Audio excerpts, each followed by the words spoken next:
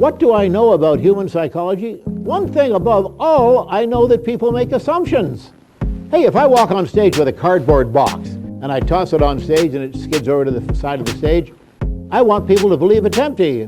It may be empty or it may have something concealed in it, but if it looks like an empty box as it spins across the stage, I've won the battle. If I say, here's an empty box, wrong. They'll say, I don't know about that. This guy's a magician. He's setting out to fool me.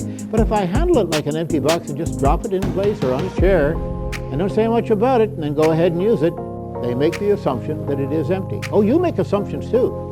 I don't want to see people saying, oh, not me. No way. I don't make any assumptions. Of course you do. You came in here and sat down in these chairs. Did you test them first? No. No, didn't see anybody feeling it and spraying on, asking, would you sit in this to test it for me? No. I didn't see anything like that. You assume that these chairs will handle your weight and they won't fall over, collapse, or break. That's true. No, I travel all over the world, as you know. I travel to every corner of the world and every city and every culture. And we see traffic lights there. Oh yeah, red, amber, green. It's an internationally agreed upon set of rules. And I can tell you from experience, did you know that red is always on top? Just threw that in, just for a little education. Red means stop, green means go, and of course, yellow means go like hell. That's universal, all over the world. I can assure you that it applies all over the world. And you stand on a street corner, whether you're in the city you live in or in a strange city, and you look up at the traffic light and you see it go to green, and you assume from past experience and from your expectations due to your education and your knowledge of the subject that you can step off the pavement and cross the street in relative safety without getting run flag, except in New York City, of course. There are exceptions to every rule. You make that assumption, but you make another assumption along the way. You don't test the road first by putting your foot on it to see whether it's firm. It may be strawberry jello covered with a thin layer of macadam. You don't know. It's not likely, but you don't know. You assume that you can walk on that pavement. I allowed you to assume a few things when you walked in here today. I fooled you on both of them. Yeah. I allowed you to make assumptions from your observations. I was introduced from this podium. This microphone was used, but this microphone is not functioning. And I can't see you. I don't know what you look like because I'm not wearing glasses. I'm wearing frames. You assumed automatically that there were lenses in those frames. Why not? Why would anyone wear simple frames? Not very likely.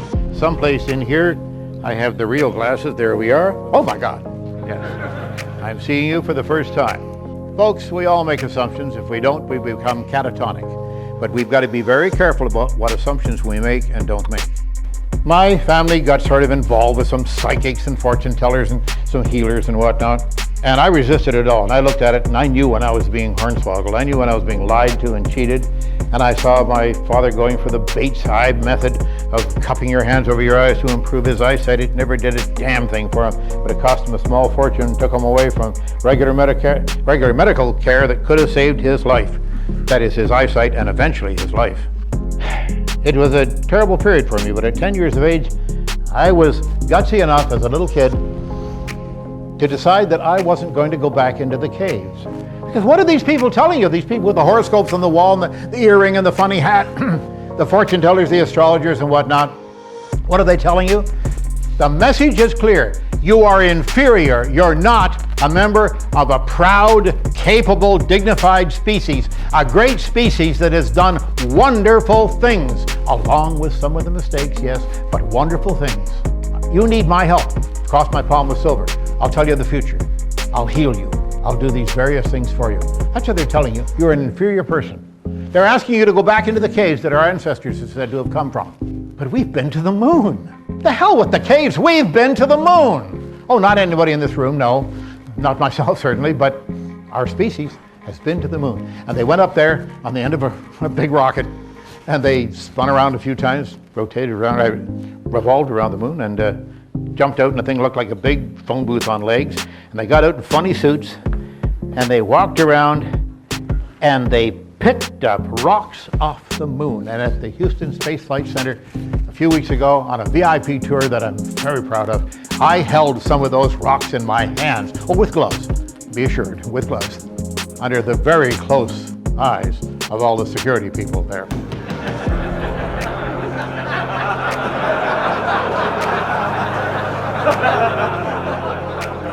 Folks, I held pieces of the moon from 250,000 miles out in space, pieces of the moon in my hand, because we went there and got them and brought them back here. And when I go all around this globe, internationally traveling as I do, I'm off to China and Australia and New Zealand within 10 days from now. As I travel around the world, I go to major museums in big cities, and I go up to the front door. I literally do this, and I stop at the front door and I say to the man there, "Good morning, sir, where do I find the moon rock?" And he looks at his little book and he says, "That'll be on the 4th floor in Gallery G." And I say, "Thank you, sir." And I go in, and I go up to the 4th floor, and I go to Gallery G, and there's a case there, a plastic case, and inside it is a bit of a rock on the end of a little pedestal, and it has a sign pointing to it in 15 languages saying, "This is a piece of the moon." Wow! Do I need the astrologers when I can look at a piece of the moon and eventually even hold it in my hand? No, I don't. That's miracle enough for me right there. That's a wonderful thing that we have done. And the rest of it is, technical term I use from time to time, crapiola. And we can waste our lives and our time on that. We have done this wonderful thing